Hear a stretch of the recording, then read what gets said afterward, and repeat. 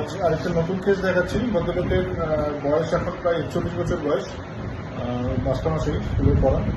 তো একটা যে কেসটা দেখাচ্ছি অলমোস্ট পিওর কেস। আমরা বলি সাধারণত হাড়ের ব্যথা চট করে যেতে চায় না, কিন্তু এই ভদ্রলোকের যে আমার কাছে যেটা নিয়ে এসেছিলেন, একটু ওনার মুখ থেকে শুনিনি এখন কী কারণে উনি এসেছিলেন এবং এখন কেমন আছেন বলুন। কেমন কী কারণে এসেছিলেন আমার কাছে? ফেব্রুয়ারি মাসের 15 তারিখ নাগাদ একটা পায়ে হিপ জয়েন্টে চোট লাগে।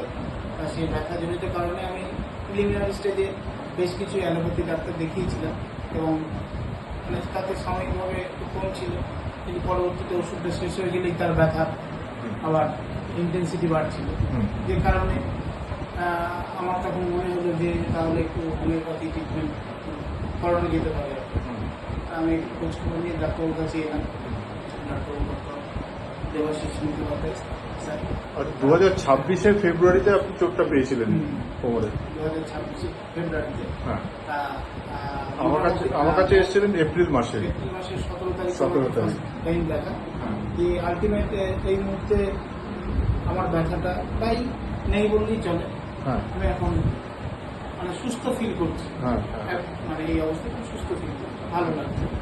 আপনি আমার কাছে আসার আগে অ্যালোপ্যাথিক ট্রিটমেন্ট করেছিলেন, হ্যাঁ, ব্যথার ওষুধপত্র খেয়েছিলেন অনেক কিছু, সেটাতে রিলিফ পাচ্ছিলেন না আমার যতদূর মনে পড়ছে না, সেরকম পাচ্ছিলেন না। এবং এত অ্যালোপ্যাথিক ব্যথার ওষুধ খাওয়াটাও খুব শরীরের পক্ষে ক্ষতিকর।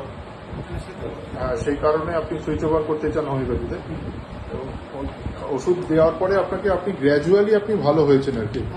মেডিসিন প্রথম যেহেতু একটা চোটের হিস্ট্রি ছিল, চোটের হিস্ট্রিটাও আমাকে খুঁজে বার করতে হয়েছে, কারণ উনি এক্স্যাক্ট বলতে পারছিলেন না তখন যে কীভাবে লেগেছে চোটটা, আমার যতদূর মনে পড়ছে। আমি আপনাকে জিজ্ঞেস করলাম কিছু কোনোভাবে চোট পেয়েছেন কিনা কিছু সরাতে গিয়ে, তখন আপনি ওই গাড়ির কথাটা মেনশন করলেন, বাইক, তাই তো? আমার যতদূর মনে পড়ছে। হ্যাঁ, সেইটার উপর বেস করেই ওনাকে প্রথম লিউপার্স পেন দিয়ে শুরু করেছিলাম। তার পরবর্তীকালে যে মেডিসিনগুলো দেওয়া হয় মেনলি রুটার উপরেই ছিল। রুটা 201 এবং 10 পর্যন্ত যাওয়া হয়েছে, সঙ্গে রুব্রাম ছিল। পেশেন্ট কিন্তু আজকে যে কন্ডিশন, পেশেন্ট ব্যথা অলমোস্ট নেই ধরতে গেলেই চলে, তাই তো? ব্যথা আজকে যেটা একটু সামান্য একটু পায়খানার প্রবলেম অল্প হচ্ছে, সেই কারণে ওনাকে কিছু ওষুধপত্র দেওয়া হবে। আশা করছি এটা আর ফিরে আসবে না। অনেকে কিছু তার সাথে ব্যায়ামও করতে বলেছিল, ব্যায়ামগুলো করেছেন ঠিকভাবে, এবং ব্যায়ামটা চালিয়ে যাবেন আপনি পরবর্তীকালে আগামী দিনে।